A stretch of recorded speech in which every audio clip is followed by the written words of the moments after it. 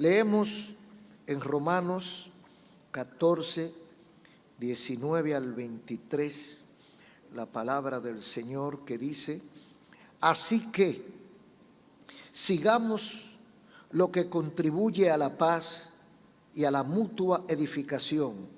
No destruyas la obra de Dios por causa de la comida. Todas las cosas a la verdad son limpias, pero es malo que el hombre haga tropezar a otros con lo que come. Bueno es no comer carne, ni beber vino, ni nada en que tu hermano tropiece o se ofenda o se debilite. ¿Tienes tu fe? Tenla para contigo delante de Dios. Bienaventurado el que no se condena a sí mismo en lo que aprueba, pero el que duda sobre lo que come es condenado, porque no lo hace con fe. Y todo lo que no proviene de fe es pecado. Queremos conversar en esta oportunidad bajo el tema o el título de una fe que condena. Una fe que condena. Probablemente si le preguntamos a nuestros oyentes cuántos tienen fe, es posible que todos tengan fe.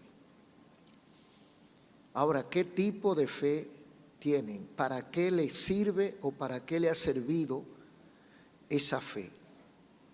Fe es el convencimiento o la confianza que uno tiene en algo que no está confirmado.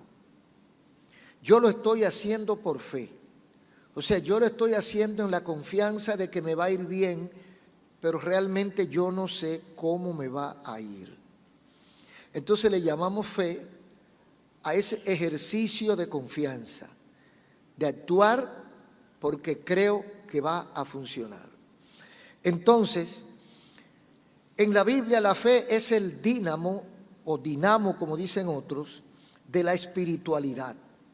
Porque la fe es la que nos mantiene acercados a Dios. La fe es la que nos mantiene ejercitándonos, obedeciendo y haciendo lo que entendemos que Dios quiere que hagamos. Todos decimos tener o desear ese tipo de fe que nos acerca a Dios. La Biblia dice que sin fe es imposible agradar a Dios. Los discípulos le pidieron al Señor algo que todos nosotros de cuando en vez pedimos y debemos pedir. Ellos le dijeron al Señor: aumentanos la fe. Aumentanos la fe. La definición de fe según la Biblia y según Hebreos 11:1 dice que es convicción de lo que no se ve y seguridad de lo que se espera. O sea, fe es la convicción de lo que no vemos. Y nosotros estamos tocando o disfrutando lo que ha de venir. Pero básicamente la fe es convicción. Ahora, ¿cuándo una fe es capaz de condenar en vez de salvar? Porque siempre asociamos la fe con la salvación. Cuando usted le dice: ¿usted tiene fe? Sí, yo tengo fe. Está hablando de lo divino. Está hablando de que hay un contacto con Dios. Está hablando de que yo estoy bien con el Señor, de que yo hago lo que Dios quiere, porque asociamos la fe a esa salvación. Entonces, siempre creemos que la fe es para salvación, y así debería ser. Porque hay gente que creen para otra cosa. Yo voy a cruzar la calle porque yo creo que no viene carro. Y viene un carro y lo atropella. Porque la fe no es para cruzar la calle. La fe es para otra cosa. Usted, para cruzar la calle, usted mira a ver si viene carro. Usted toma las medidas precautorias, usted toma la medida que su inteligencia y su razonamiento le indican. Si lo ve que viene cerca, no te metas. Porque a lo mejor, no, que él me ve a mí. ¿Y si no tiene freno? ¿O si se le dañan los frenos en ese momento? ¿O si no te está mirando? Entonces eso no es cuestión de fe, eso es cuestión de hechos. Usted ve y entonces usted cruza. Ahora, para las cosas que no vemos, porque es la sustancia de lo que se espera y la demostración de lo que no se ve, ahí ya nosotros vamos necesitando la fe. Ahora, ¿cuándo la fe es capaz de condenar en vez de salvar? Si se define la fe como convicción para hacer o no hacer algo, entonces hay un momento en que la fe, en vez de salvar, lo que hace es condenar. Aquí el apóstol Pablo está hablando acerca, en un contexto muy parecido al nuestro. Le escribe a los romanos, y Roma era la capital del imperio. Y ahí había de todo mucho de todo, parecido a lo que nos escuchan hoy y a la audiencia que tenemos hoy y a las congregaciones del tiempo del siglo XXI. Esta es una carta que Pablo escribe a una iglesia en particular. Era una iglesia parecido a nosotros, mixta, polifacética, cosmopolita. O sea, tenía hombres, mujeres, niños y ancianos. Tenía ricos y tenía pobres. Tenía esclavos y tenía amos. Tenía libres. Tenía judíos y tenía gentiles de diferentes nacionalidades. Pero también habían filósofos y habían analfabetos. O sea que dentro de la gente que iba a escuchar o iba a leer a Pablo, había de todo. ¿Qué unía a esa gente? Había una sola cosa que lo unía, que los hacía común: el vínculo de la fe. Todos estaban encajonados, encasillados, porque creían en el mismo Cristo. Habían oído el mensaje del Evangelio a través del apóstol Pablo o de otros de los apóstoles. Y habían entendido que debían dejar la vida anterior, el mundo de pecado, para garantizar una vida en la eternidad, que es lo que toda alma y toda persona pensante quiere. Porque todo el que piensa un poquito sabe que aquí el tiempo es limitado. Sabe que estamos de viaje. Sabe que en este mundo estamos de paso. ¿Y sabe por qué lo sabemos? No es porque somos más inteligentes que nadie. Es porque nosotros nos damos cuenta que nadie se queda. ¿Cuánto conoce usted que se ha muerto? Entonces ya sabemos que nadie se queda. Todo el que vino, quizá no por la misma puerta que vino, pero por otra puerta, pero se va. Entonces tenemos que hacer los preparativos, tenemos que organizarnos, tenemos que entender que si alguien nos puso aquí, ese mismo es el que nos va a quitar de aquí. Y que Él tiene su fecha cronometrada, calculada, y sabe cuándo, cómo y por dónde nosotros vamos a tener que irnos. Entonces, ¿qué debemos nosotros hacer? Prepararnos para eso. Prepararnos para eso. Porque no podemos esperar, como dice el dicho popular, que nos agarren asando batata. ¿Usted sabe por qué dicen eso? La batata, asándose, usted se aplasta, usted se dobla, y usted generalmente no es en una estufa que se hace la batata, es en un anafre o en un fogón, en el suelo, bajo la ceniza, y usted tiene que estar agachado. Entonces, cuando usted lo agarran asando batata, lo agarran descuidado. Pues espiritualmente hay gente que lo van a agarrar asando batata. Porque no están esperando la realidad que la Biblia les advierte con mucho cuidado y con muchas ocasiones. Entonces, toda esa gente que escuchaba al apóstol Pablo con una mentalidad muy variada, interpretaban y aplicaban la fe según su visión. Aquí hay mucha gente que cada uno está mirando el mensaje de una forma, escuchando de una manera, y cada uno está escuchando e interpretando de acuerdo a su propia visión.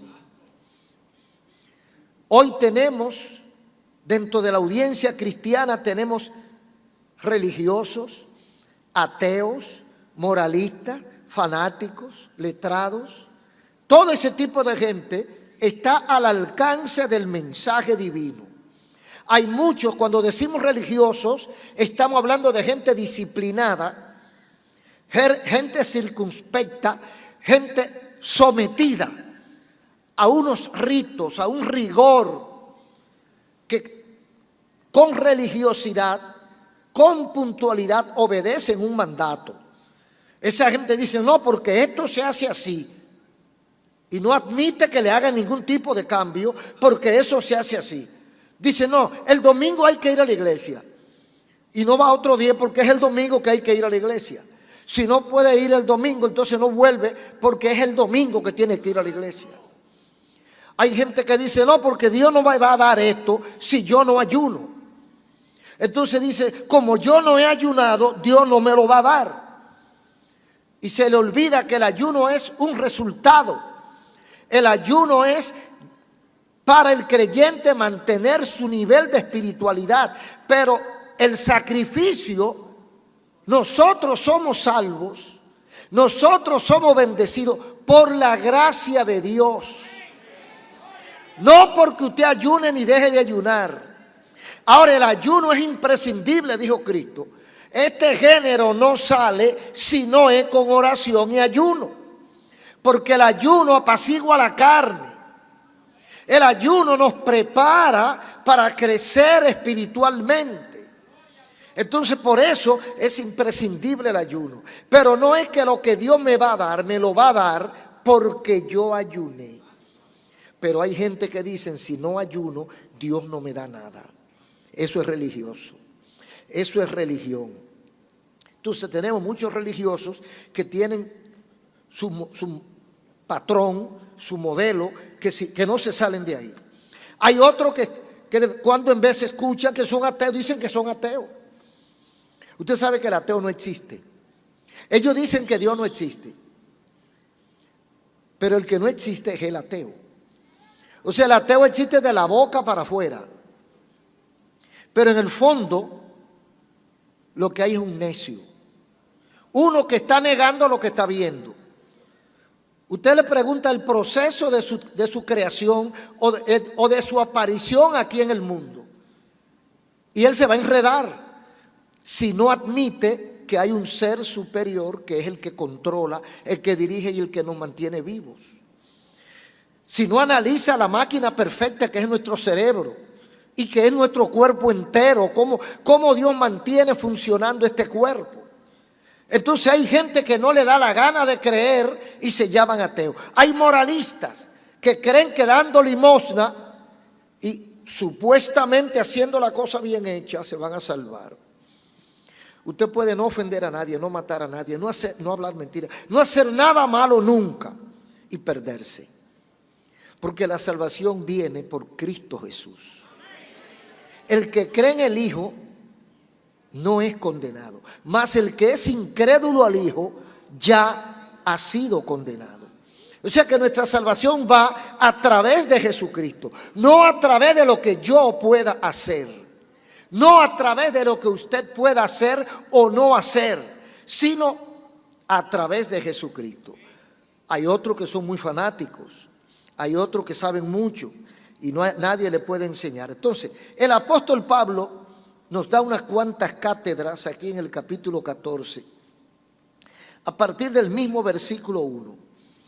Él dice así: recibid al débil en la fe, pero no para contender sobre opiniones. Lo primero que advierte es que hay débiles en la fe. Y si hay débiles, es porque hay fuertes. O sea, hay un fuerte y hay un débil. Hay una persona que es resistente y hay una persona que en la fe es floja. Ahora, ¿qué dice del débil en la fe? Que los que se creen fuertes o los que son fuertes los reciban, pero no para contender opinión, o sea, no para discutir, no para reprenderlo, no para enrostrarle su debilidad. Porque si yo me considero capacitado, fuerte, maduro, entonces yo debo comprender al que es débil. Entonces yo debo saber que debo ayudar al que no es como yo. No debo contender, discutir ni burlarme, sino compartirle lo que yo por gracia he recibido. Entonces dice el versículo 2 y 3. Porque uno cree que se ha de comer de todo. Otro que es débil, come legumbre. El que come no menosprecia al que no come. Y el que no come, no juzgue al que come. Porque Dios le ha recibido. Entonces hay una diferencia. Hay uno que cree que se ha de comer de todo. Ese es el fuerte. Hay otro que es el débil, que ese vegetariano. Ese come legumbre. Entonces el fuerte es como aquella visión que tuvo Pedro en los primeros capítulos de los Hechos, creo que el capítulo 10 o capítulo 9 de los Hechos de los Apóstoles, donde él se sueña con una cantidad de animales y él tiene hambre y alguien le dice mata y come. Y él dice no, porque eso ahí hay muchas cosas inmundas. Mata y come. El fuerte come cualquier cosa. El débil come legumbre. O sea, el fuerte tiene un estómago bueno. El débil tiene que saber lo que come porque cualquier cosa le hace daño. Llevándolo a la parte espiritual, el fuerte puede ver lo que vea, lo pueden insultar, lo pueden empujar, lo pueden atropellar y mantiene su fe. Pero el débil está ahí de casualidad, pero con cualquier brisa contraria, él se cae, porque no tiene la fuerza suficiente. Entonces, ¿qué debe hacer el fuerte? Comprenderlo. Dice, el que come no menosprecia al que no come. El que se considera fuerte, el resistente, no menosprecia al que no come, y el que no come no juzgue al que come, porque el débil entonces quiere juzgar al que es más fuerte que él. Dice el versículo 4, ¿tú quién eres que juzgas al criado ajeno? Para su propio Señor está en pie o cae, pero estará firme porque poderoso es el Señor para hacerle estar firme. Uno hace diferencia entre día y día, otro juzga iguales todos los días. Cada uno esté plenamente convencido en su propia mente. Aquí hay dos tipos de conducta. La conducta del fuerte y la conducta del débil. Caen hasta en los días y eso lo vemos nosotros muy a menudo. Hay uno que le hace diferencia, dice, tengo que guardar este día porque si no guardo este día estoy pecando. Hay otro que guarda todos los días porque entiende que nunca se aparta del camino del Señor. Entonces, el que hace caso del día, usted no puede, si usted es fuerte, no tiene que reprenderlo. Pero el que guarda su día, no tiene que reprender al que no guarda el día. De todas maneras, hay una responsabilidad final. Dice el versículo 6, el que hace caso del día, lo hace para el Señor. Y el que no hace caso del día, para el Señor no lo hace. El que come, para el Señor come, porque da gracias a Dios. Y el que no come, para el Señor no come y da gracias a Dios. Y dice el versículo 10, pero tú, ¿por qué juzgas a tu hermano? O tú también, ¿por qué menosprecias a tu hermano? Porque todos compareceremos ante el tribunal de Cristo. El resumen de esto es que al final de la jornada el asunto es personal. Yo manejo mi fe. Yo me manejo de acuerdo al conocimiento que tengo de Dios. Yo tengo que ser sincero con Dios y sincero conmigo mismo. Porque quien juzga, al final de cuentas, no soy yo. Quien va a juzgar es Dios. Ese es el que va a juzgar. Ahora, hay una fe que condena. Dice el versículo 14. Yo sé y confío en el Señor Jesús que nada es inmundo en sí mismo, más que el que piensa que algo es inmundo, para él lo es. Hay cosas, hay una fe que nos mantiene a nosotros ardientes en el espíritu. Pero hay un tipo de fe que lo que hace es que nos controla y nos sumerge en dudas. Por ejemplo, hay gente que no es tan segura de lo que están haciendo, pero como eso es lo que le agrada, entonces se quieren convencer a sí mismos, porque dice que la fe es convicción. No, pero yo estoy seguro que eso es bueno. Yo estoy seguro que eso es así. Entonces, aunque esté convencido de lo que hago, me cohíbo por amor a los demás. Si lo hago donde no ocasione dificultad, entonces estoy bien. Dice el versículo 15 de Romanos 14. Pero si por causa de la comida tu hermano es contristado, ya no anda conforme al amor, no hagas que por la comida tuya se pierda aquel que Cristo murió por él. Aquí se enseñan muchas cosas. Hay mucha gente que dice, pero eso no debe ser así, eso no puede ser así. Yo creo que se debe comer, yo creo que debo hacer tal cosa, yo creo que puedo hacer tal cosa. Pero no está convencido, no está seguro de que lo que dice que está haciendo, lo está haciendo correctamente. O sea, mientras hay duda, dice, porque todo lo que no es de fe es pecado. Entonces, cuando yo trato de engañar mi conciencia, ¿cuándo sé yo que lo que estoy haciendo está mal o está bien? Nuestra fe tiene que estar subordinada a la palabra de Dios. No es que yo creo lo que yo quiero creer porque me conviene creer. Porque hay gente que quiere creer una cosa y se hace el convencido con la cosa que quiere creer. Y simplemente es porque le agrada. Hay gente que, a pesar de que la Biblia dice una cosa, ellos de alguna manera se la arreglan y hacen una enseñanza de un versículo extraído de la Biblia para justificar lo que ellos están haciendo. Entonces, pero en el fondo hay dudas, hay inseguridad, pero ellos dicen, no, yo estoy convencido de que esto es así. Entonces dice la Biblia, todo lo que no es de fe, lo que no es genuino, todo lo que yo no estoy convencido cabalmente, no es de fe. O sea, yo no debo actuar con dudas. Cuando yo no estoy seguro de lo que estoy haciendo agrada a Dios, entonces yo debo soltar eso o buscar una garantía de que eso esté de acuerdo a la voluntad de Dios. Dice el versículo 22, tú tienes fe, tenla para contigo delante de Dios. Bienaventurado el que no se condena a sí mismo en lo que aprueba. Bienaventurado el que no se condena a sí mismo en lo que aprueba, porque yo puedo aprobar algo que yo no estoy seguro que está bien. Repito, nuestra fe tiene que estar sometida a la palabra de Dios.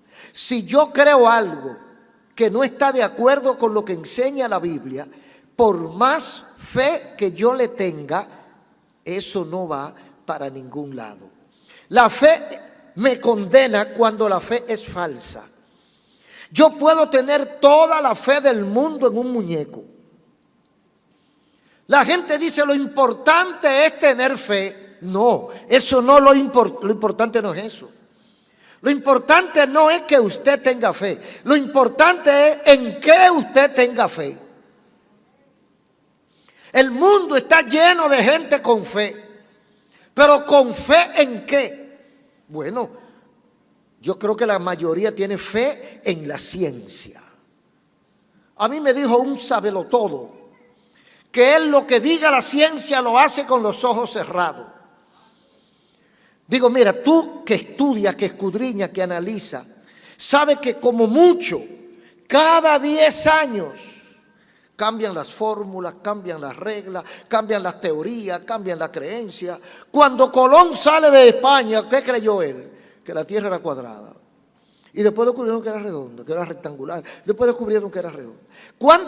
Cuando Galileo y Copérnico y su comparsa, cuando Copérnico habló de que el sol, de que la tierra giraba alrededor del sol, eso fue un adefesio, eso fue un pecado, una herejía. Entonces la ciencia va en desarrollo, la ciencia va en crecimiento. Lo que hoy es una realidad, dentro de 5 años es un disparate. Lo que hoy los médicos mismos están aplicando dentro de 5 años lo descartan, porque comprobaron que no era así, porque la ciencia es dinámica. Dios no es dinámico, Dios es absoluto. Entonces, ¿cómo voy yo a cifrar mi fe en la ciencia?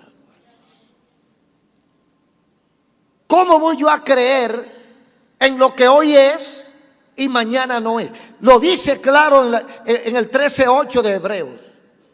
Jesucristo es el mismo ayer, hoy y siempre.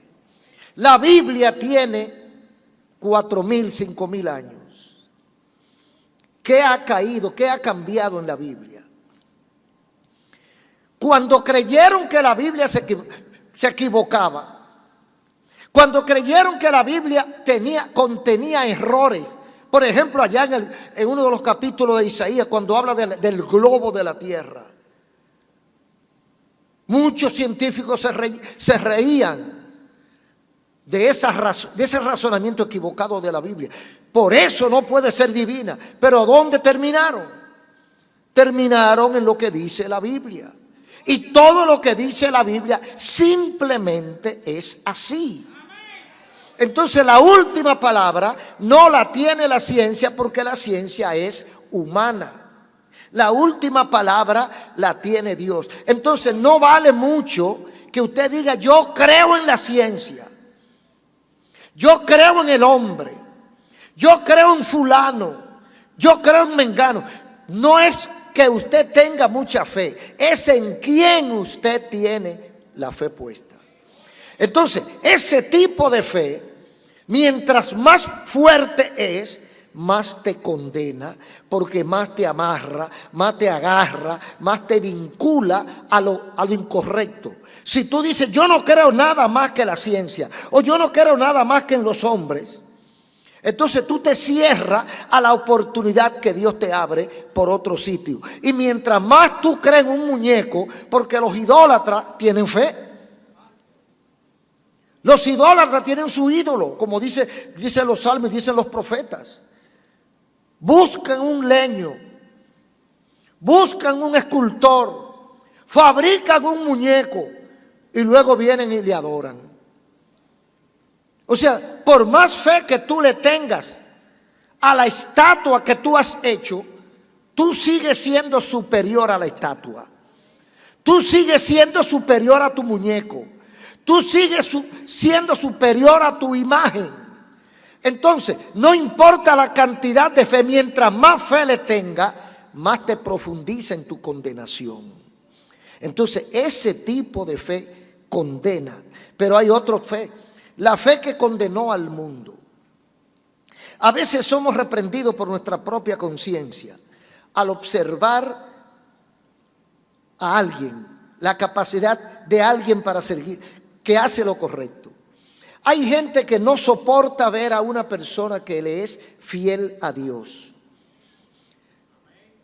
simplemente porque no somos nosotros lo que podemos. ¿Y cómo es posible que fulano sea o fulana así y así? Eso es mentira. Ese testimonio lo dan muchos inconversos.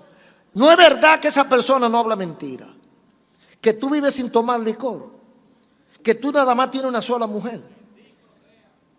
Y ellos dudan del testimonio y de la vida de esa persona.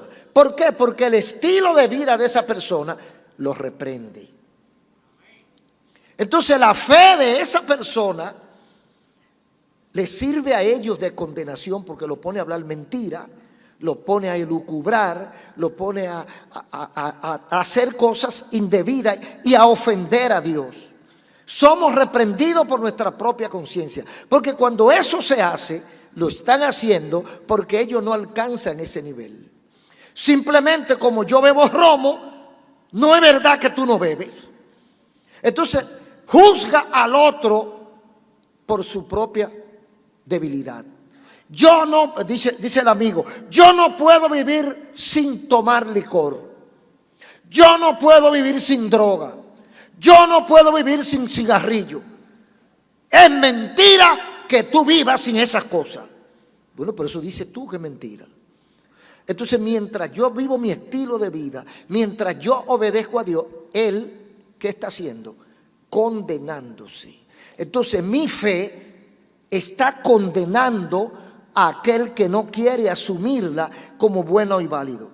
El ejercicio de nuestra fe en este mundo condena a los injustos ante la presencia de Dios. Fíjese lo que dice 11:7 de Hebreos.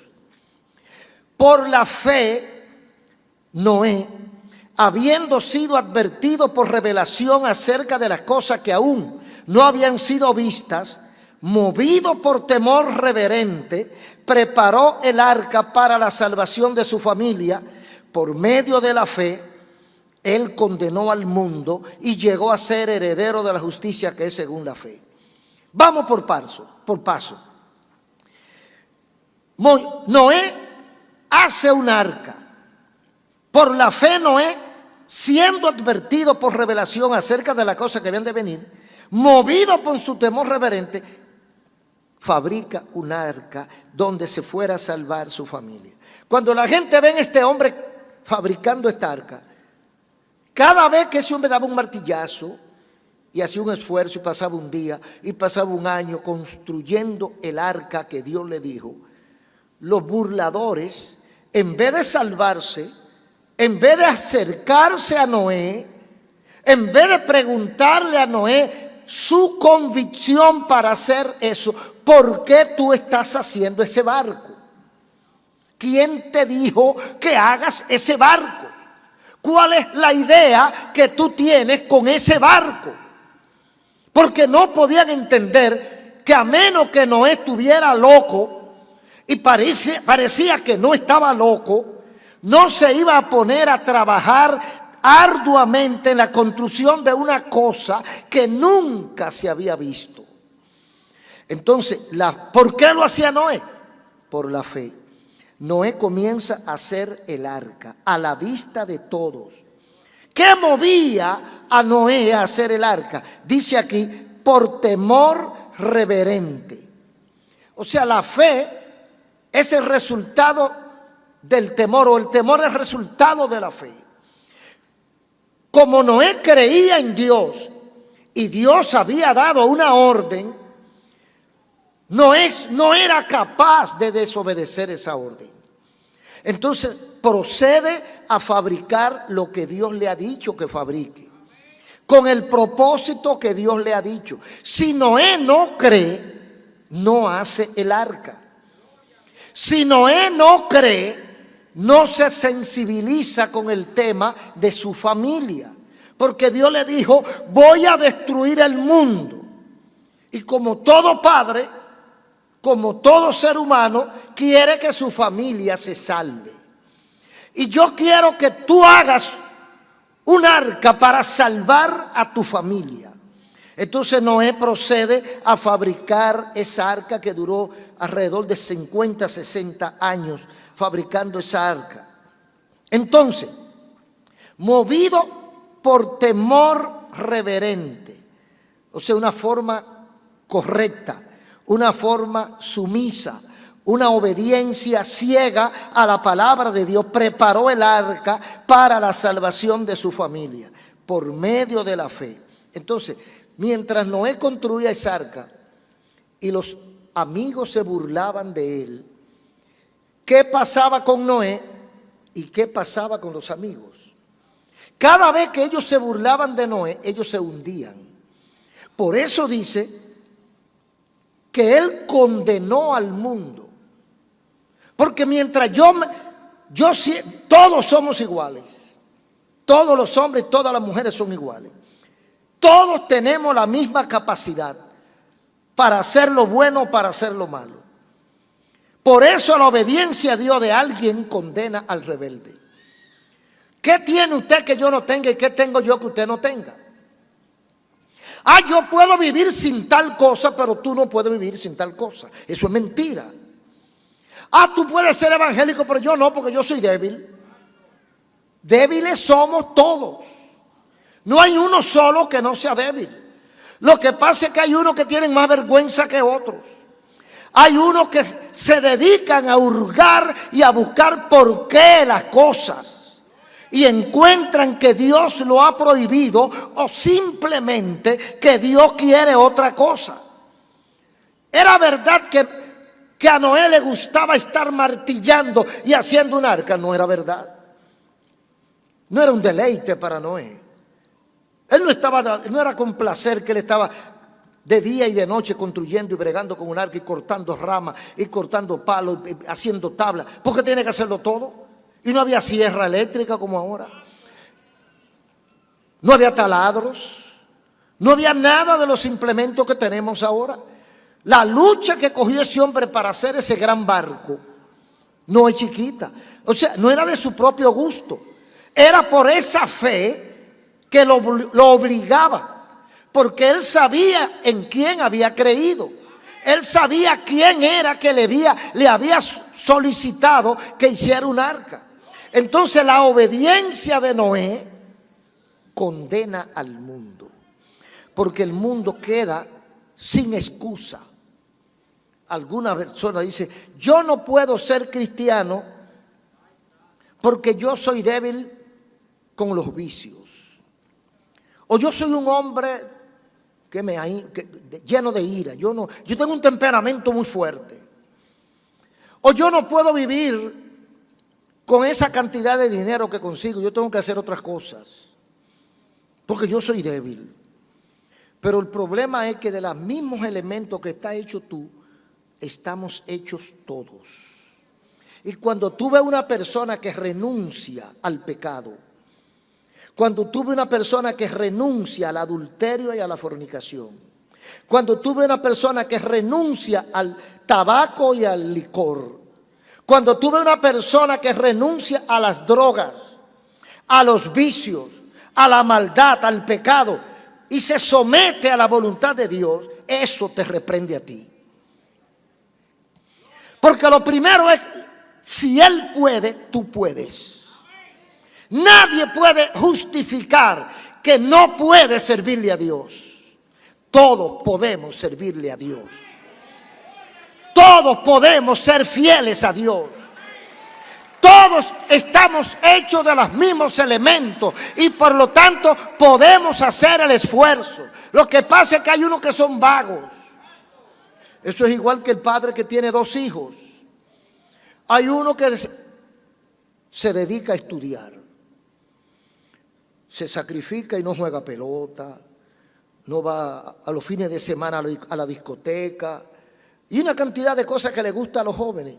Él está estudiando. El otro no, el otro dice yo tengo que vivir mi vida. Y el otro está divirtiéndose y disfrutando la vida. Pero son los 2 hermanos de la misma sangre. Pero uno estudia y el otro es un vago. A los 10 o 15 años, el que estudió tiene una posición económica holgada y el otro está echando días. ¿Y por qué? Bueno, la capacidad de este muchacho, el comportamiento de este muchacho le da vergüenza al hermano. A veces se le meten celos y envidias a los hermanos. Porque uno se sacrificó para ser alguien en la vida. El otro no le importó el futuro. Pudiendo importarle, entonces no le importó, no le hizo caso. Eso mismo pasa en el aspecto espiritual. La gente ve un creyente, ve que los hijos van a la iglesia, ve que los hijos estudian, ve que los hijos no están en el tigueraje, ve que tiene 5 o 6 hijos y ninguno es delincuente. Y hay un vecino que tiene 4 hijos y 3 son delincuentes. Y la hija es contenta. Entonces él ve al vecino que van a la iglesia, que se ponen ropa limpia, que van todos obedientes. Entonces él le coge envidia al vecino porque el vecino está bien, pero tú también puedes estar bien. Pero la fe de ese vecino te está condenando a ti, porque cada vez que tú ves que Dios lo bendice a él, el diablo te ataca a ti. Cada vez que tú ves que él tiene un éxito, un logro en la vida, entonces tú te molestas. Porque eso no cae así por así. Esas son cosas que hay que buscarlas, que hay que cultivarlas. Entonces cada vez que un hombre o una mujer de Dios, Dios lo bendice, el que lo está atendiendo sufre y se condena. Y a veces te levantan caramillos y levantan calumnias diciendo de esa persona. Por eso Noé condenó. Dice Dios que Noé condenó al mundo. Y él solo, no los otros, llegó a ser heredero de la justicia que es según la fe. Hermanos y amigos, nuestra fe condena al que no es capaz de hacer la voluntad de Dios. La fe condena cuando usted no quiere obedecerla y se fija en el que la está obedeciendo. Cuando yo hago la voluntad de Dios, mi fe es capaz de condenar a aquel que solo ve pero no quiere hacer. Nuestra fe nos condena cuando sabiendo lo bueno no lo hacemos. Dice Santiago 4:7, el pecado está en aquel que sabe hacer lo bueno y no lo hace. La fe, cuando la fe condena, es cuando yo quiero negarme a ella misma. O sea, yo sé lo bueno, yo conozco, porque ¿quién no sabe? Tenemos una conciencia, tenemos algo que nos crea una sospecha. Por eso dice el versículo 23, todo lo que no es de fe es pecado.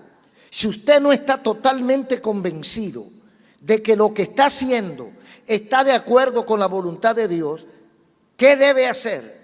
Echar para atrás. Puede ser un negocio, puede ser un matrimonio, puede ser cualquier cosa. Usted en su interioridad, usted tiene una sospecha. ¿Qué debe usted hacer? Tratar de consultar con Dios por la manera que usted pueda, comenzando con la palabra de Dios. A ver si es la voluntad de Dios eso que usted quiere hacer. La Biblia habla de que no hagamos yugo con los infieles.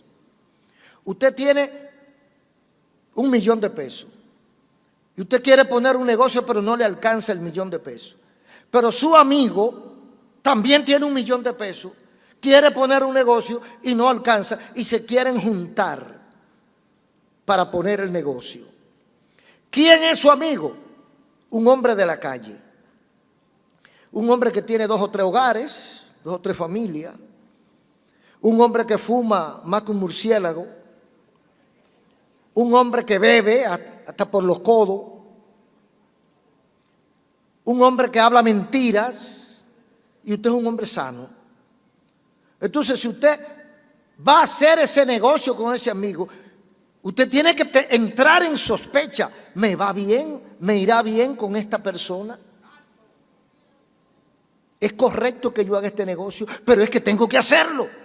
Entonces, se dice y se contradice. Pero es que tengo que hacerlo porque ese dinero ahí sin evolucionar se me va a acabar. Yo tengo que asociarme con él porque lo conozco hace mucho para hacer este negocio. La Biblia, cuando va a la Biblia, cuando escudriña lo que dice el texto sagrado, va a encontrar que el Señor le aconseja, no le obliga. Porque la Biblia lo que hace es que aconseja a que no hagas yugo desigual. O sea, un creyente en Cristo y uno no creyente no pueden poner un negocio juntos. Porque ¿qué va a pasar? O se descarría el creyente o el no creyente engaña al creyente. Y de repente va a haber un fuego, se va a quemar todo, pero aquel se quedó con un dinero guachapado por allá. Y le va a hacer un truco y lo va a dejar a usted en la calle y se va a quedar con todo. O cualquier maña puede hacerle. Entonces, cuando estamos en esa condición, dudosos, no debemos actuar porque lo que no es de fe es pecado. Y la Biblia nos habla muy claro y nosotros podemos hablar con Dios. El evangélico tiene esa ventaja, tiene esa bendición, tiene esa facilidad. Cuando usted está ante una situación que usted no sabe si para la izquierda o para la derecha, yo le aconsejo que ore. Usted habla con Dios y de alguna manera Dios le va a hacer saber a usted si está bien o si está mal lo que está haciendo. Pero si usted tiene dudas, no lo haga. No lo haga porque le va a ir muy mal. Todo lo que no es de fe es pecado. Y el pecado está en aquel que sabiendo hacer lo bueno, no lo hace. Esa es otra razón por la cual la fe condena. Porque el amigo me está mirando a mí y dice, todo lo que hace el pastor está bien, pero tú lo estás haciendo. ¿Por qué tú no lo copias? ¿Por qué tú no lo copias? Entonces, está mirando que lo que hace el vecino o la vecina es lo correcto. Pero si ya tú sabes qué es lo correcto, ¿por qué tú haces lo incorrecto? Si tú sabes cuál es el tipo de vida que conviene, ¿por qué haces lo contrario? ¿O es que tú no te amas? ¿O es que tú no piensas salvarte? ¿O es que tú quieres caer en la derrota total? ¿Por qué no pones un freno en tu vida? Por ejemplo, los que beben licor, gastan su dinero, maltratan a su familia, maltratan a su salud, se equivocan de mala manera insultando a quien no deben insultar cuando no lo deben insultar. Saben que esa vida es mala. ¿Y por qué no cambia? Si tú sabes que es malo, ¿por qué lo estás haciendo? Tú estás pensando que Dios te lo va a pasar por alto. Ah, no, porque yo soy débil, yo no puedo. Pero si otros pueden, tú puedes. ¿O qué tú tienes, o qué menos tienes tú que aquel? Todo el que lee la Biblia, todo el que tiene una Biblia a su alcance, tiene derecho a salvarse. Todo el que tiene la oportunidad de escuchar la palabra de Dios tiene derecho a salvarse. Todo aquel que tiene acceso de alguna manera a la palabra, al mensaje del evangelio, tiene el mismo derecho de ser salvo. Pero ¿por qué todos no vienen? Porque no le da la gana, porque no se le cobra. Es gratis, el Señor no cobra un centavo. Entonces ellos dicen, no, pero yo tengo fe. Mientras más tú dices que tienes fe, menos fe tiene. Mientras más dices que tienes fe, más se te puede exigir. ¿Y por qué no actúa? Ah, no, yo creo que el evangelio es la verdad. ¿Y por qué no lo acepta? Ah, no, yo creo en la Biblia. ¿Y por qué no la obedeces? Ah, que mi mamá era cristiana y era una santa de Dios. ¿Y tú crees que ella, si se murió, se fue con el Señor? Sí, yo creo que sí. ¿Y tú no quieres ir para allá también? Sí, yo quiero. ¿Y por qué tú no haces lo que ella hacía? Se fija que la fe del otro condena al incircunciso. Mientras más yo me acerco o chequeo a un hombre o mujer de fe, si yo no hago lo correcto, me estoy condenando. ¿Por qué? Porque el pecado está en el que sabe lo bueno. El Señor no condena al inocente. El Señor no condena al ignorante. Pero todo aquel que tiene acceso al consejo divino ya es culpable. Y se lo decimos con claridad. Usted tiene tantos años escuchando el evangelio. Usted tiene tantos años leyendo la Biblia. Pero la practica. La vive.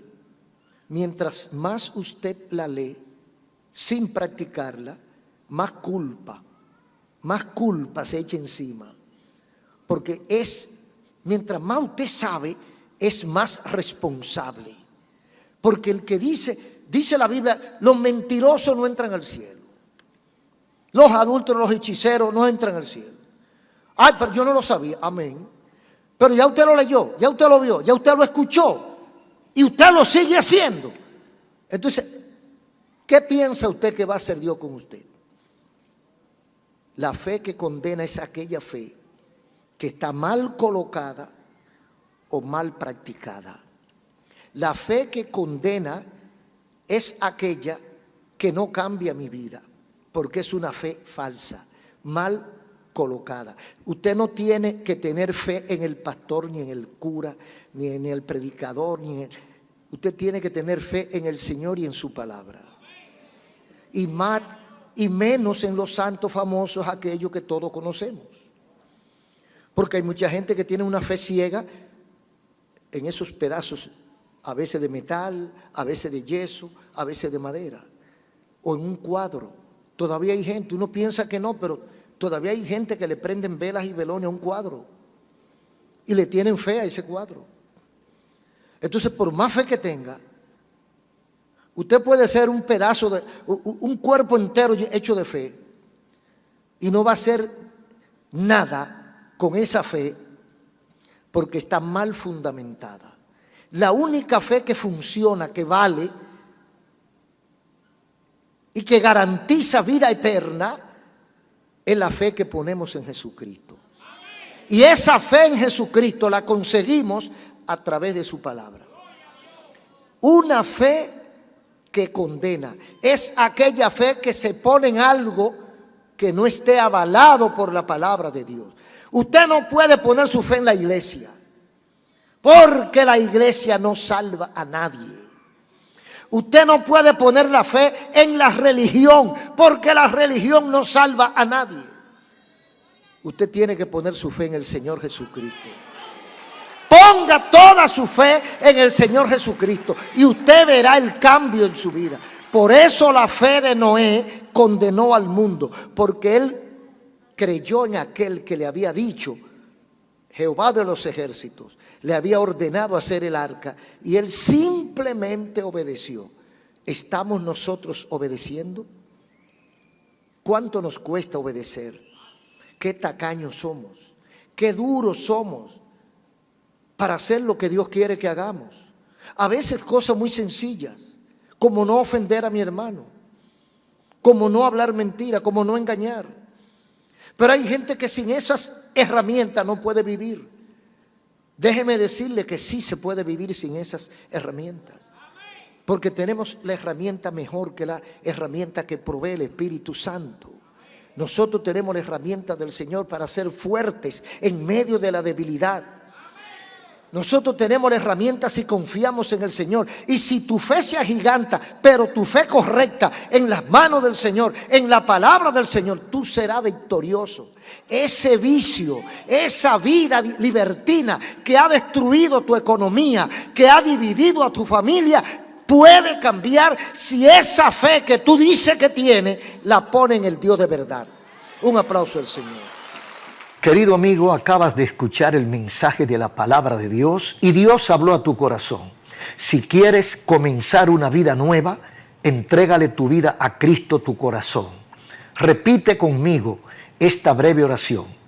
Amado Dios, te adoro y te alabo y te agradezco haberme hablado al corazón.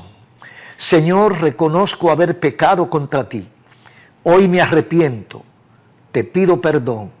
Te entrego mi corazón y acepto a Jesucristo como mi Señor y mi Salvador. Lávame con tu sangre y escribe mi nombre en el libro de la vida. Amén. Si lo hiciste de corazón, busca una iglesia cristiana evangélica y asiste a los cultos. Y todos los días lee la Biblia y habla con Dios en oración. Y allá en el cielo nos veremos. Dios te bendiga. Hermanos, habla a este pueblo, Señor, con suficiente unción para que los yugos se rompan y que toda fuerza maligna que trate de entretener, de desviar la atención, todo lo que trate de comprometer nuestra atención, quítalo, Señor, y que tu palabra corra con libertad, en el nombre de Jesús. Crónicas, segundo libro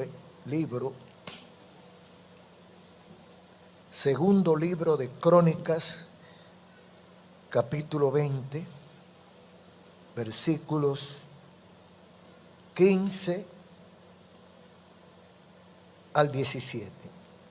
Y dijo: oíd, Judá todo, y vosotros moradores de Jerusalén, y tú, rey Josafat, Jehová dice así: no temáis ni os amedrentéis delante de esta multitud tan grande, porque no es vuestra la guerra, sino de Dios. Mañana descenderéis contra ellos. He aquí que ellos subirán por la cuesta de Cis, y los hallaréis junto al arroyo antes del desierto. No habrá para qué peleéis vosotros en este caso. Paraos, estad quietos, ved la salvación de Jehová con vosotros, oh Judá y Jerusalén. No temáis ni desmayéis, salid mañana contra ellos, porque Jehová estará con vosotros. Amén, pueden sentarse. Gloria a Dios. Hay palabras que llenan de fortaleza. Vamos a hablar con el tema: cómo triunfar en los grandes conflictos. Cómo triunfar en los grandes conflictos. Está marcado con el número 1952. Si yo preguntara cuántos de ustedes han tenido conflicto, algún tipo de conflicto, alguna reyerta, algún encontronazo, alguna incomprensión, algún choque de frente con una persona, todos van a levantar la mano. Porque hay muchos problemas en la tierra, mucha incomprensión, mucha falta de entendimiento. Hay personas que en este momento están atravesando problemas difíciles, porque hay conflictos que pasan rápido, pero hay otros que parecen eternos. Una batalla que no tiene fin. A veces usted está luchando con usted mismo, una batalla con usted mismo. A veces está batallando contra la persona que duerme a su lado. A veces la batalla es con un hijo, a veces con un vecino o con cualquier otra persona. Pero son conflictos que nos quitan el gozo, nos quitan la paz. Y todos, por bien que usted se porte, todos somos propensos a tener conflictos. Porque a veces tenemos enemigos que no lo conocemos. Hay enemigos públicos y hay enemigos silenciosos. Muchas veces nos declaran la guerra aparentemente sin razón. Desde el punto de vista de nosotros, sin razón. Pero los conflictos son para todos. Unos fracasan, otros vencen, otros triunfan. ¿Por qué fracasan los que fracasan y por qué triunfan los que triunfan? Yo creo que eso es un tema de estudio para que nos ayudemos, porque nadie nace sabiendo. Lo que quiere decir que tenemos que aprender de los errores ajenos y también de los propios. Tenemos que aprender de los errores y fracasos de quienes nos precedieron, para que no repitamos los problemas. Pero hay gente que no aprende. Hay gente que choca 8 y 10 veces con la misma piedra. Es un caso perdido ya. Pero tenemos que aprender de los errores. Esto no lo entendemos hasta que no somos adultos. Cuando estamos jóvenes creemos que lo vamos a resolver todo. Y peleamos con todo. Pero cuando entramos en edad, nos damos cuenta que hay pleitos que se ganan sin echarlo. A veces creemos que todos los pleitos hay que echarlo. Pero cuando llegamos a viejos descubrimos que hay pleitos que mejor es ganarlo sin pelearlo. El tiempo dirá. Así lo entendemos por causa de la experiencia. A veces creemos que como somos de Dios, no tenemos problema. No, yo estoy en las manos del Señor, yo le sirvo a Dios, yo no tengo problema. Pensamos que servirle a Dios es no tener conflicto, no tener enemigos, no tener adversarios. Pero en la práctica vemos que no es así. La práctica diaria nos enseña que no es así. Ojalá fuera así.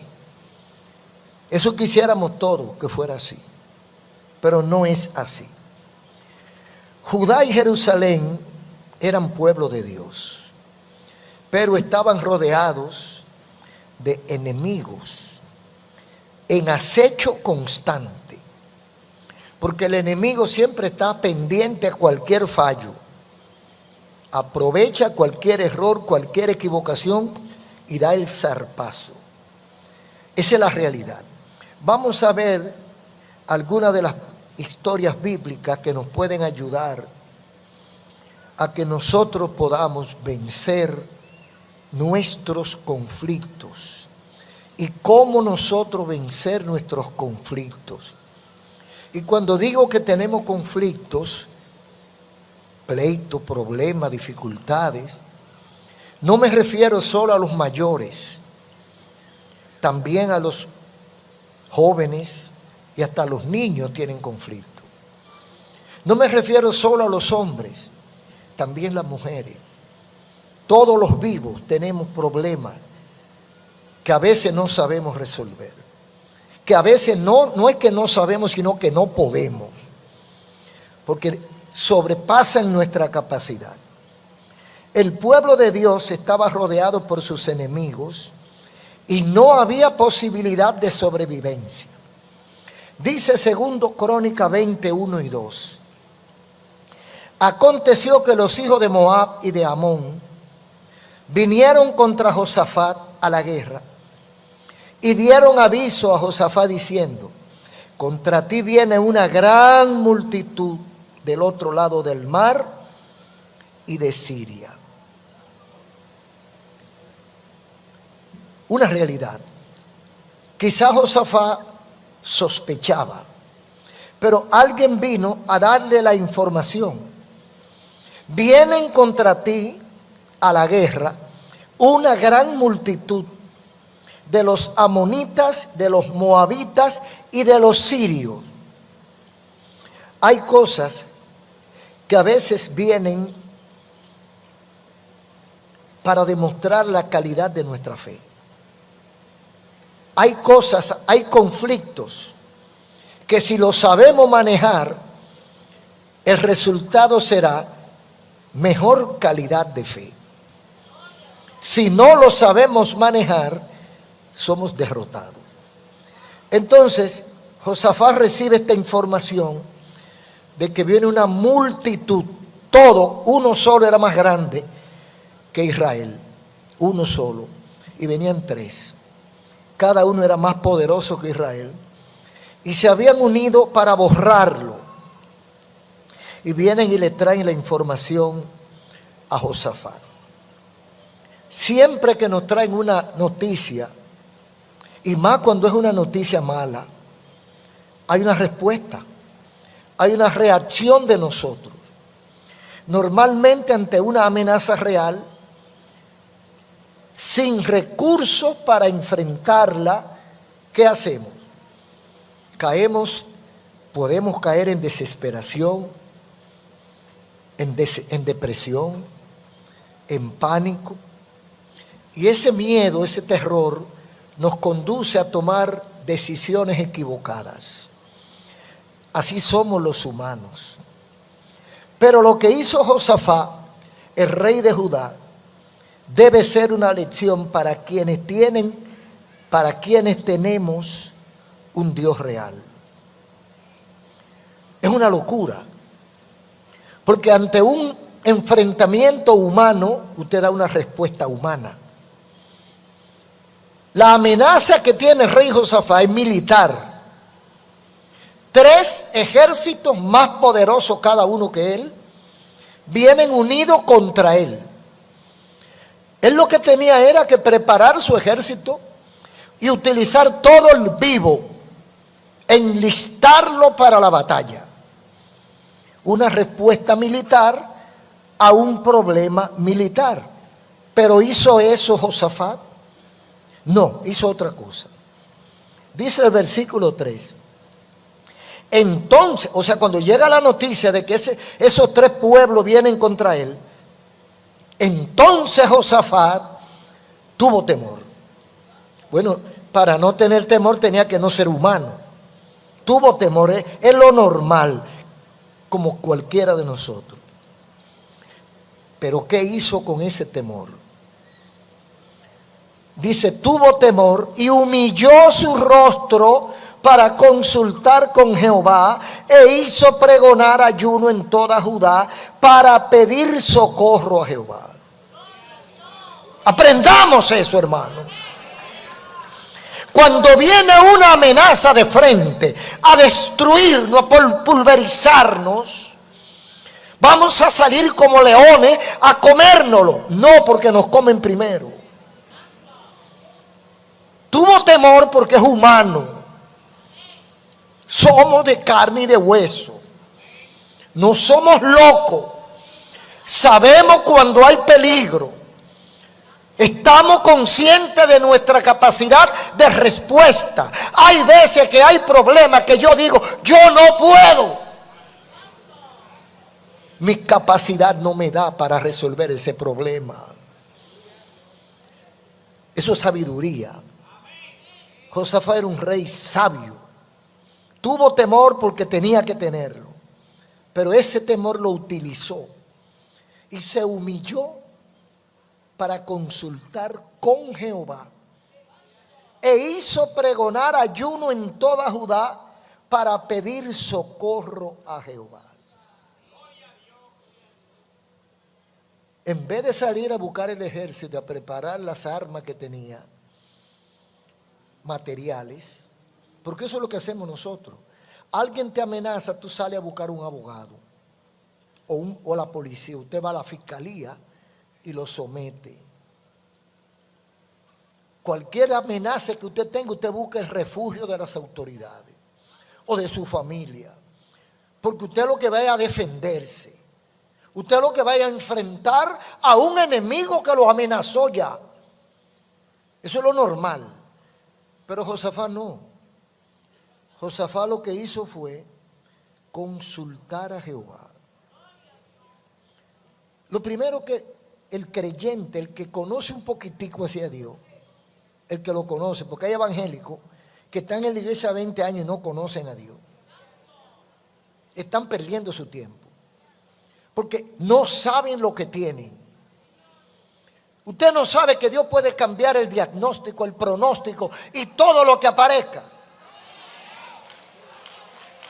Dios puede cambiar el corazón de su enemigo. Dios puede cambiar a su marido. Dios puede cambiar a su esposa. Dios puede cambiar a su suegra, a su suegra. No tiene que pelear usted. Hay alguien que quiere pelear por ti. Pero ese alguien quiere que lo consulte. Porque queremos que Dios actúe sin nosotros invitarlo. No, pero Dios sabía lo que me estaba pasando, pero tú no se lo dijiste. Ah, tú no eres capaz de humillarte para decirle a Dios que te ayude. Entonces que te lleve el diablo.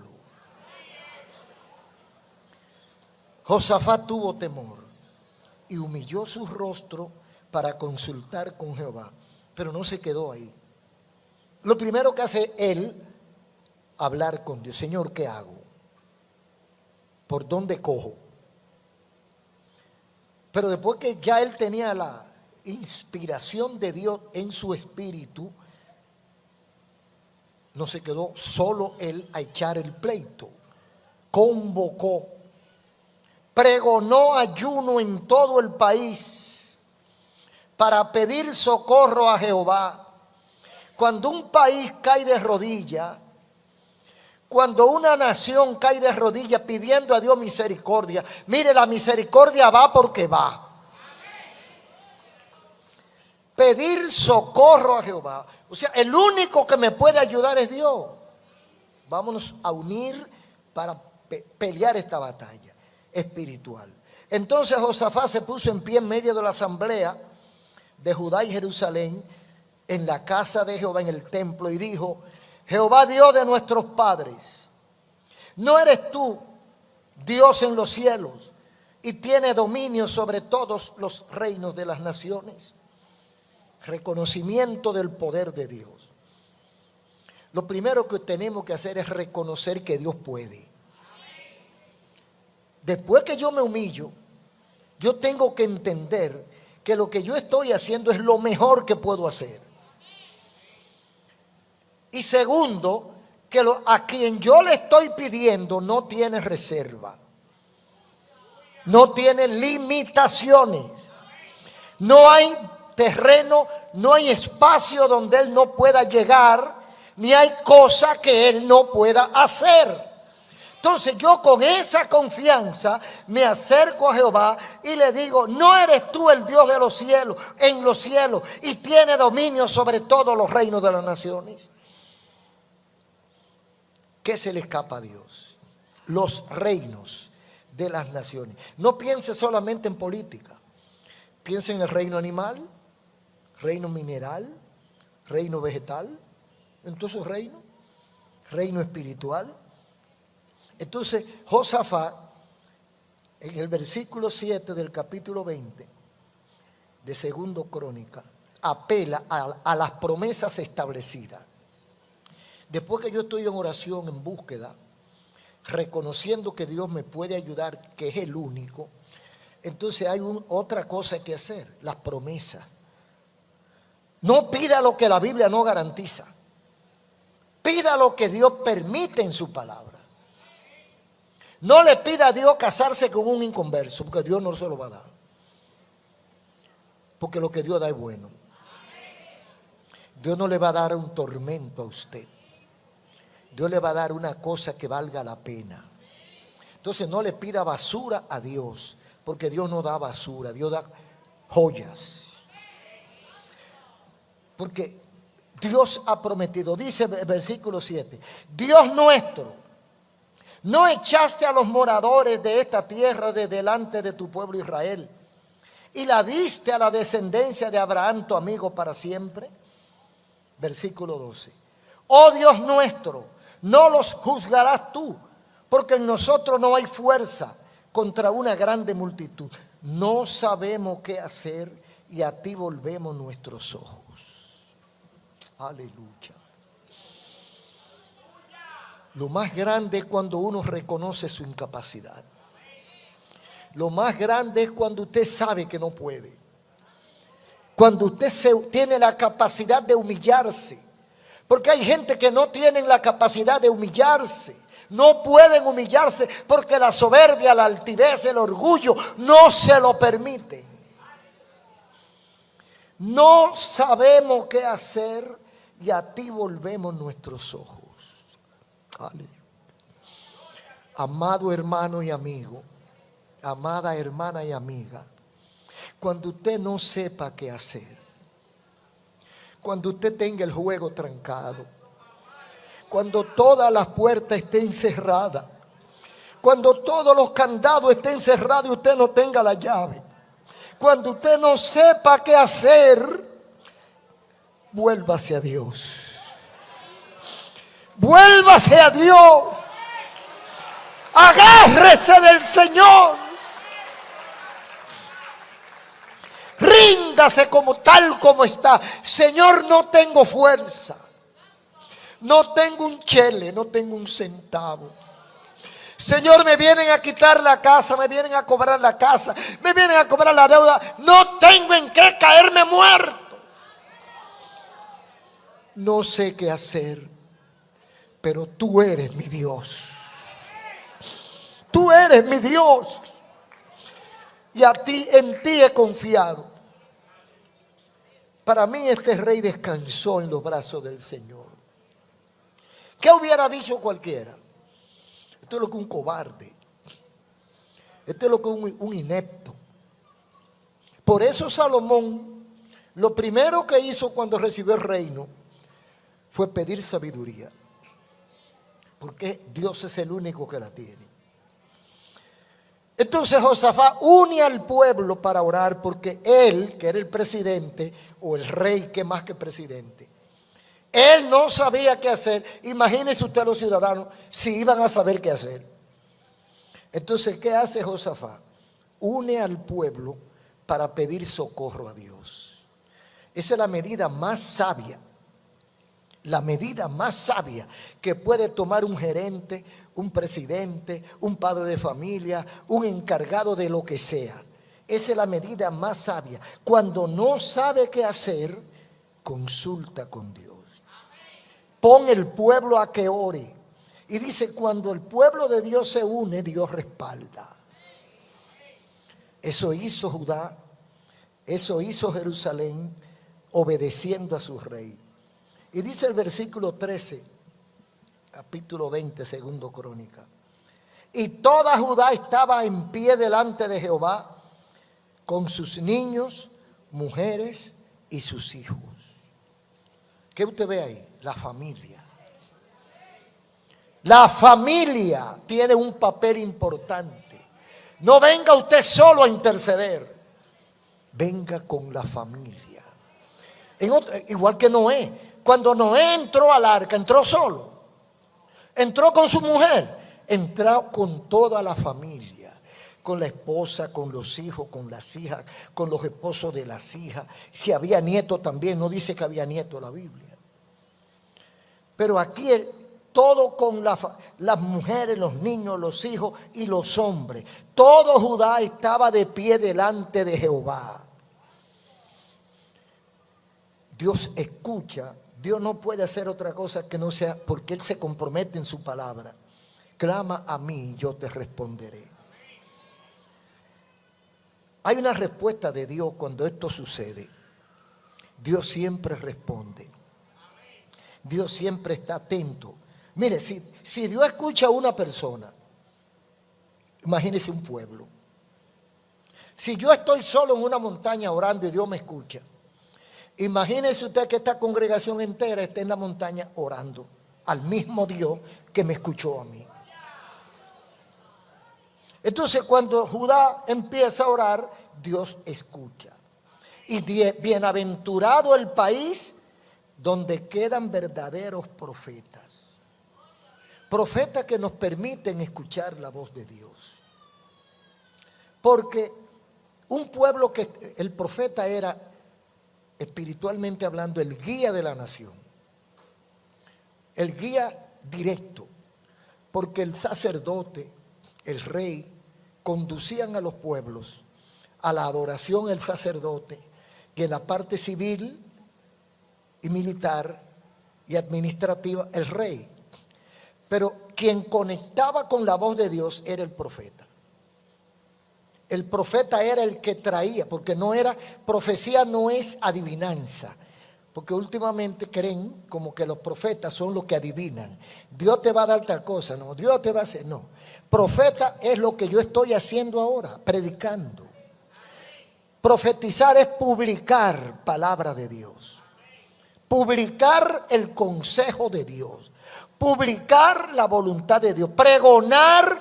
Por eso Dios le dijo a Ezequiel, profetiza sobre los huesos secos. Predícale a los huesos secos. Entonces, cuando hay profetas de Dios en los pueblos, no fracasan. Bienaventurada la nación donde quedan profetas. Porque cuando hay profetas, nos permiten escuchar la voz de Dios. Entonces, está la congregación de Israel y Judá, de Jerusalén y Judá. Está el rey humillado delante de Dios. Y parece que todavía quedaban un poco turbados, porque cualquiera. Es que lo venían a borrar. Ustedes vieron parte de las noticias entre Israel y Gaza. Ahora lo hacen con armas modernas, pero esa ha sido la temática de esa región. Barren, le pegan fuego a lo que queda, queman a la gente. Habían unos reyes asirios que andaban con los cadáveres alados por los caballos por las calles, para que la gente se aterrorizara.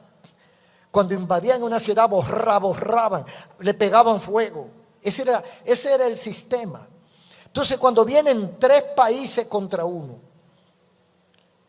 el ciudadano normal estaba temblando. Los padres llorando por sus hijos, las madres llorando por sus hijos, y el rey que confiesa, el hombre en quien el país tiene sus ojos, dice que no sabe qué hacer. ¿Qué le parece? Porque el conductor de una nación es el rey o el presidente. Y si esa persona dice que no sabe qué va a hacer, entonces, ¿a dónde va el barco? Si el capitán no sabe qué hacer. Entonces Josafat dice que no sabe qué hacer. Él dice que no sabe qué hacer, pero él sí sabía lo que hacer. Yo creo que él se equivocó, porque lo que él hizo fue lo mejor que pudo haber hecho. Loco viejo hubiera sido él si se pone de guapote de que a pelear contra esa gente. No, él acudió a Jehová. Señor, aquí estamos, rodeados por nuestros enemigos. No tenemos alternativa. El conflicto se ha salido de control. No tengo capacidad militar ni humana para enfrentar a tantos enemigos juntos al mismo tiempo que vienen decididos a acabar con nosotros. ¿Cómo manejar ese conflicto? ¿Cómo vencer en medio de esa tribulación? Lo primero es humillarse y ser honesto. Hay pleito que mejor es no echarlo. Hay pleito cuyas armas son distintas a las que nosotros concebimos. Josafat dice que no sabía qué hacer, pero él sí sabía. Porque muchas veces cuando no sabemos qué hacer, pero somos humildes, hacemos lo mejor. Porque él no pudo haber hecho algo mejor que lo que hizo. Convocar ayuno y oración ante el peligro que lo amenazaba. Esa es la manera de él resolver un conflicto que se le escapaba de su mano. Pero parece que habían unos huecos y todo el mundo no estaba tranquilo, porque muchas veces la gente, el pastor profetiza, el pastor dice algo, promete algo y muchos lo creen, pero hay otros que se quedan con sus zorrapitos. Cuidado si no es así. Entonces, por si acaso alguno se había quedado en duda, dice el versículo 14 al 16 de 2 Crónica 20, de manera resumida. Estaba allí Jaziel, hijo de Zacarías, sobre el cual vino el Espíritu de Jehová en medio de la reunión, y dijo: oye todo Judá y habitantes de Jerusalén, y tú, rey Josafat, así dice Jehová. Aleluya. Oh, gloria a Dios. Así dice Jehová. Cuando yo oigo esa palabra de una persona seria, de un verdadero hombre de Dios, el corazón vuelve a su lugar. Todo vuelve a la calma. Dice este profeta: así dice Jehová, no temas delante de esta multitud, porque la batalla no es de ustedes, sino de Dios. Cualquiera se frisa, hermano. Dios te manda a decir que esa batalla que tú estás librando no es tuya. Que se la suelte a Él. Que deje que Él la eche, que pelee Él. Aleluya. Hay gente que está luchando con una batalla contra un vicio.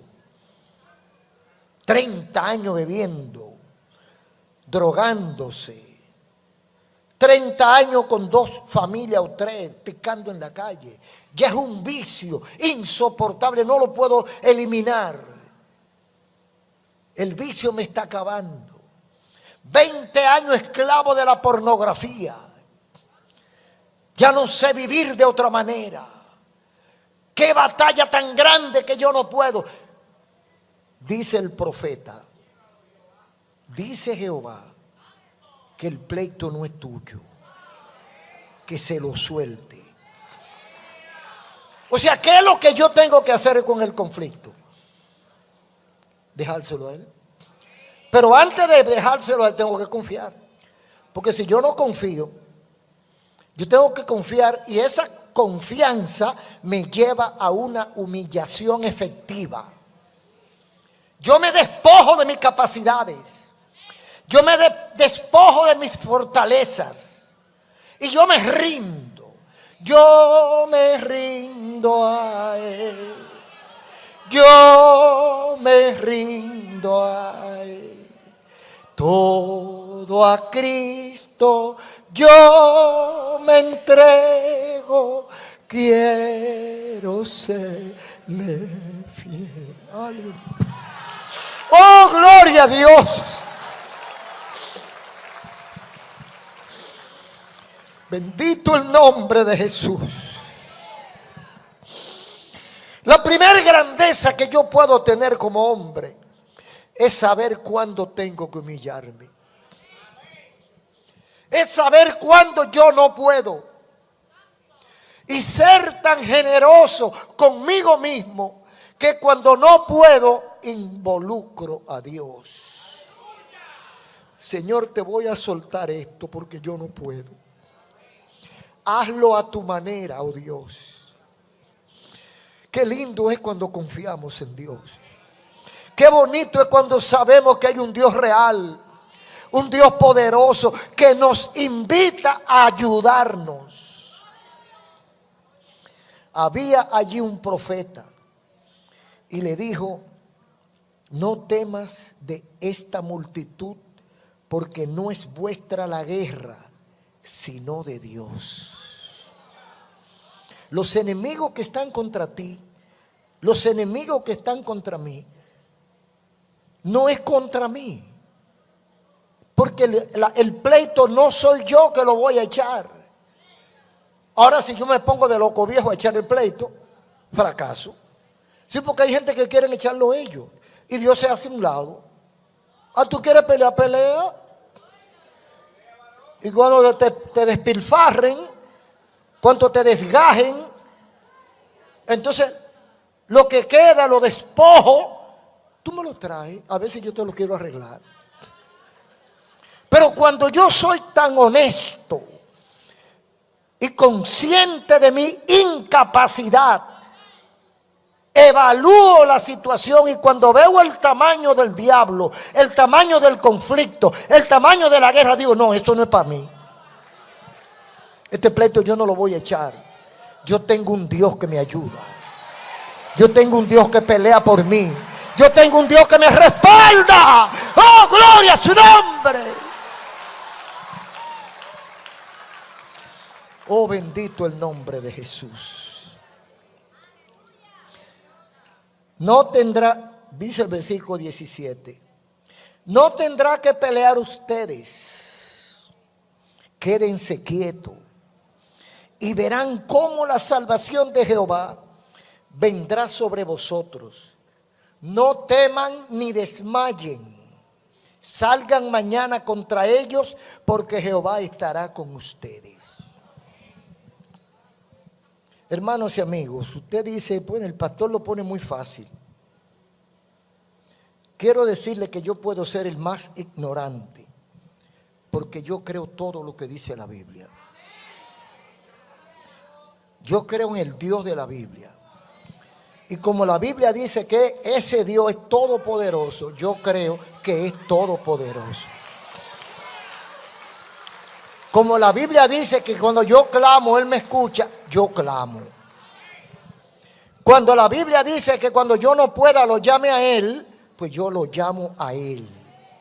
Humilde y sencillamente, como un tonto ignorante, yo creo lo que dice la Biblia. La Biblia dice que Dios es todopoderoso. Yo creo que es todopoderoso. La Biblia dice que no hay guerra, que no hay batalla, que no hay pleito, que Dios pierda. Yo lo creo. Y como yo soy limitado, entonces yo llamo al que tiene todo el poder.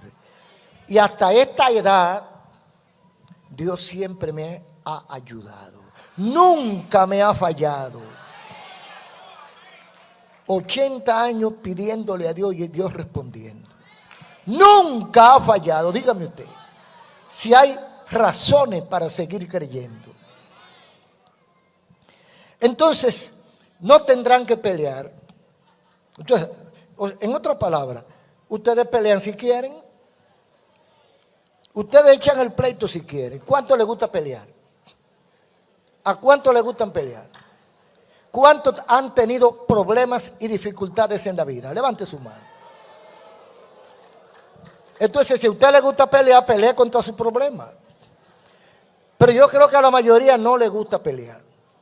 A mí me gusta resolver, pero no pelear. Entonces, si hay alguien que me dice, échame el problema a mí. Que tu mujer es rencillosa. Dice la Biblia que es mejor una gotera de noche, dice Salomón, que una mujer rencillosa. ¿Sabe por qué? Porque usted duerme al lado de esa mujer, cabeza con cabeza, la noche entera con una...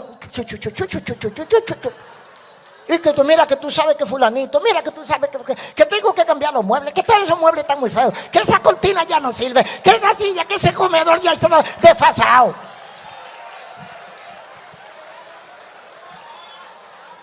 Eso es grande. Y usted dice, me va a volver loco, ya yo no puedo más. Y usted dice, me voy a dejar de esta mujer. Eso no es una razón. Si usted se casó con ella, ella no aprendió a ser rencillosa después que se casó. Ella era rencillosa desde siempre. Y tú la conociste así y te gustó así. Ahora chúpate ese caramelo, varón.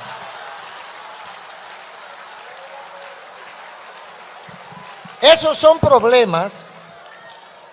Esas son unas dificultades. Mire, ningún hombre tiene capacidad. Ningún hombre tiene capacidad para resolver ese problema.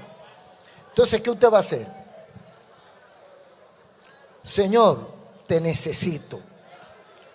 Y hay que recordar a Adán.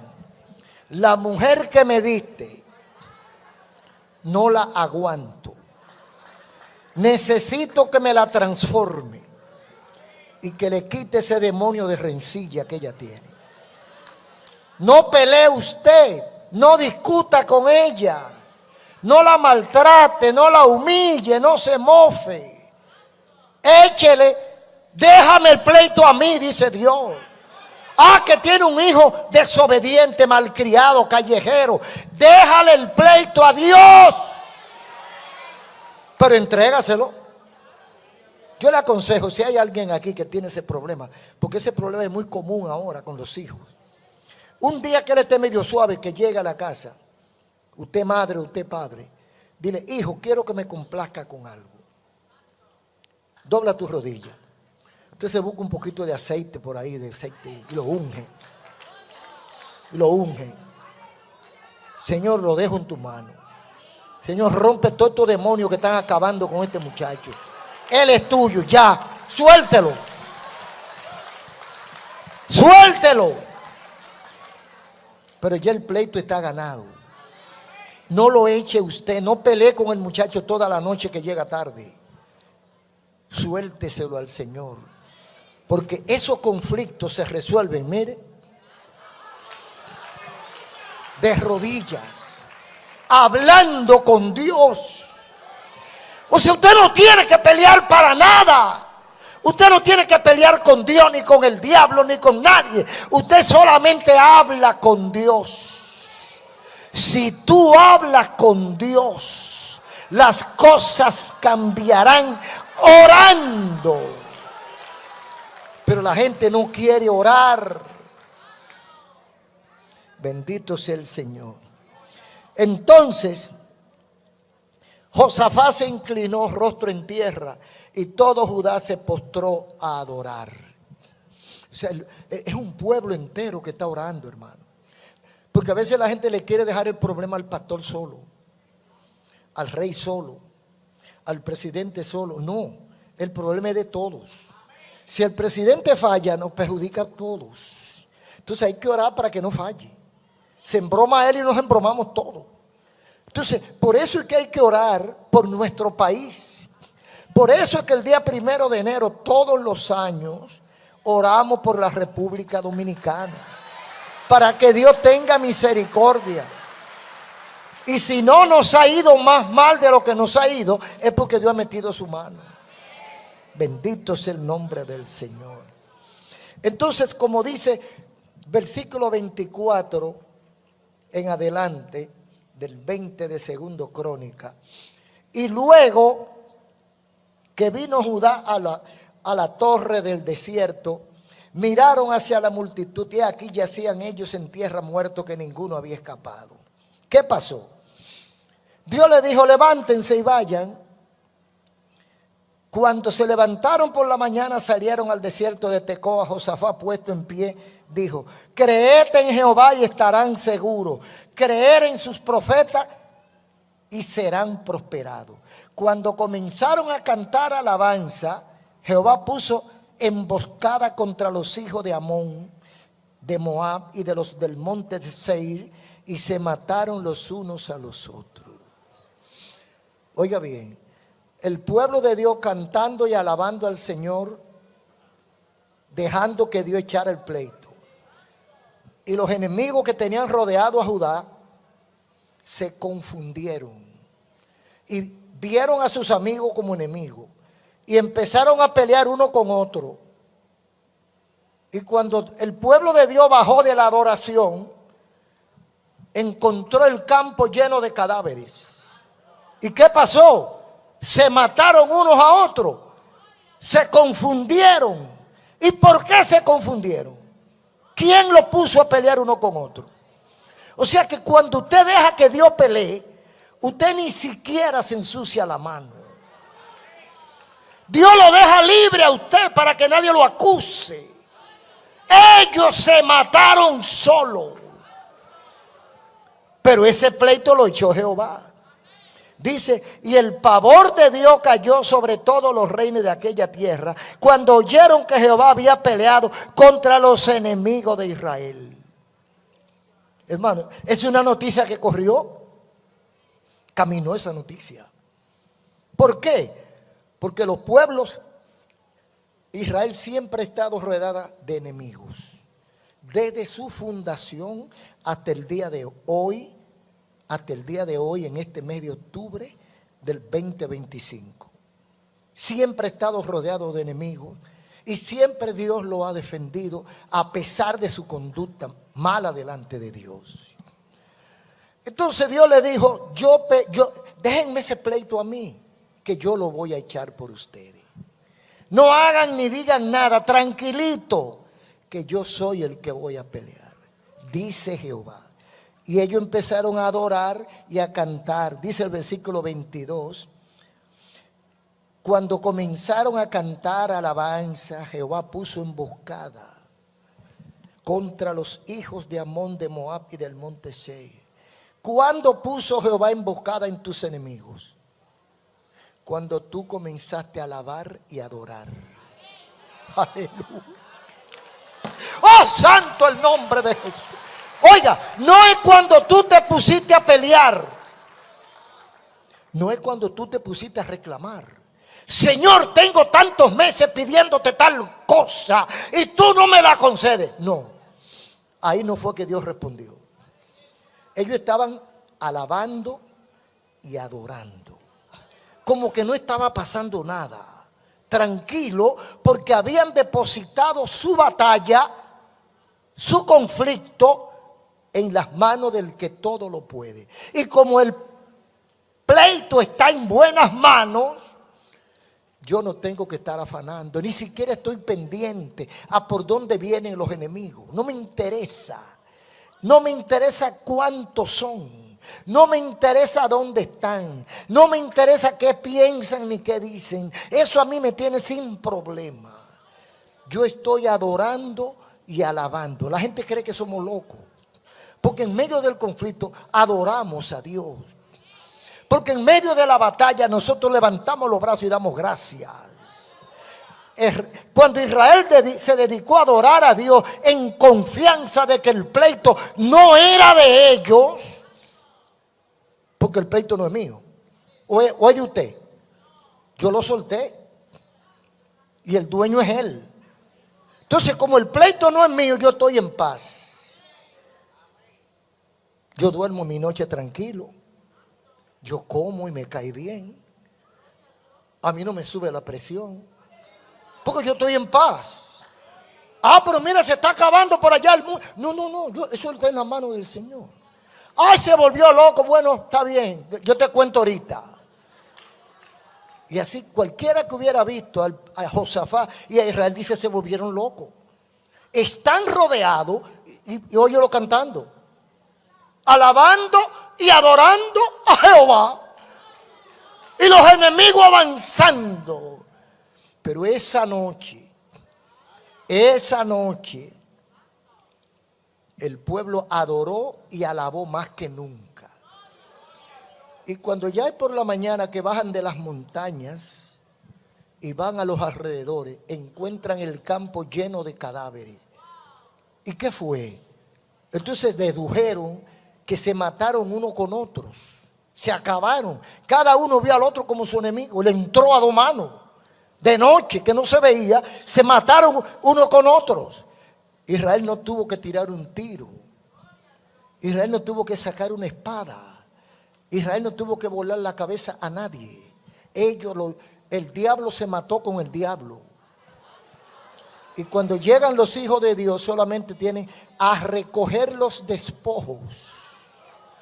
Todo lo que quedó, los caballos, los instrumentos de guerra, todo lo que el diablo trajo para pelear contra Israel, ahora Israel va a recogerlo. Qué bonito es cuando dejamos que Dios pelee por nosotros. Pero eso no es todo.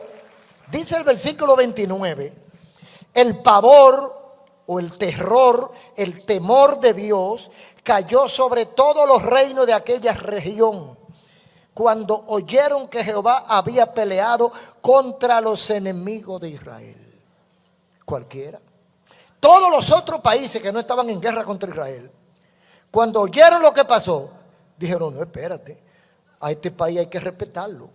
Es más, hay que hacerse amigo de ellos. Hay que buscar la paz con Israel, porque ese es un Dios de verdad. Ese es un Dios que pelea y defiende a su gente. Pero la misericordia de Dios es así. Si nosotros nos ponemos en las manos de Dios, no hay conflicto que no podamos vencer. La única dificultad es que la gente no quiere obedecer y poner su problema en la mano de Dios. Lo que era una batalla desigual, donde Judá solo tenía la de perder, se tornó en una aplastante victoria que dio respeto a Israel por sus vecinos. Empezaron a respetar a Israel. La clave, ¿cuál fue?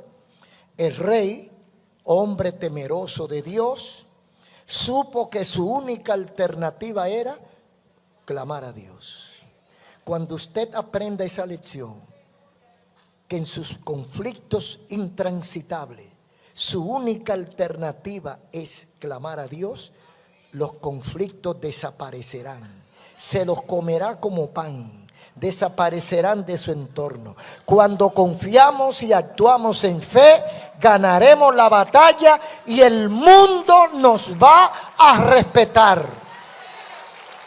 El mundo nos va a respetar cuando vean la gloria de Dios manifiesta en tu hogar, en tu trabajo, en tu vida. Los testimonios, hermanos, sobran. Hay demasiados testimonios sobre eso. pero le podemos decir que sí. Cuando usted confía en Dios, no importa el tamaño, ni la vejez, ni la edad del problema, deposite. Como dice 37:5 del Salmo, encomienda a Jehová tu camino, espera en Él y Él hará. Aleluya, aleluya. Oye, pero qué difícil es eso. Oye, es que la gente no entiende eso tan sencillo. Encomienda a Jehová, pon en las manos de Jehová tu camino, tu vida, tu hogar, tu casa, tu salud. Espera en Él. Resultado, Él hará. ¿Tiene capacidad para hacerlo? Sí. ¿Qué hay que Dios no puede hacer? Nada. ¿Cuándo Dios lo va a hacer? Conforme a su voluntad, no a la tuya. Un aplauso al Señor. Muchas gracias, Señor. Muchas gracias. Termina tu obra en cada vida, en cada corazón. Vamos a invitar a los amigos para que den el paso de fe. Gracias. Amén. Mis queridos amigos que han estado escuchando esta palabra de Dios, ¿qué le parece? ¿Sintió usted la necesidad de enrolarse en las filas de los que le sirven a Cristo? Si sintió ese deseo, es que Dios te está llamando. El Señor quiere que tú comiences a vivir una vida nueva. Todo el que quiera dar ese paso de fe, lo voy a guiar en oración. Usted va a repetir conmigo esta oración. Vamos a pedirle perdón al Señor y vamos a entregarle nuestra vida para que usted vea cómo van a comenzar a suceder milagros parecidos a ese del rey Josafat. No lo haga usted, deje que Dios lo haga por usted. Todo el que quiera entregarle su corazón al Señor, jóvenes, señoritas, damas y caballeros, cierre sus ojos, repita conmigo. Dios amado, Padre celestial, reconozco tu grandeza y tu poder. Reconozco tu disposición para ayudarme. Pero el pecado me ha separado de ti. Perdóname, Señor. Límpiame de mis faltas. Lávame con la sangre derramada en la cruz. Cambia mi corazón. Transforma mi vida. Quiero sentir tu bendición en mi vida. Lléname de tu gozo y de tu paz. Te entrego mi carácter, mi vida, mi voluntad, todo lo que soy. Y de hoy en adelante, te seguiré, Señor. Recíbeme como hijo o hija y escribe mi nombre en el libro de la vida. Gracias, muchas gracias, en el nombre de Jesús. Amén. Todo aquel que hizo esta oración, que me acompañó en esta oración,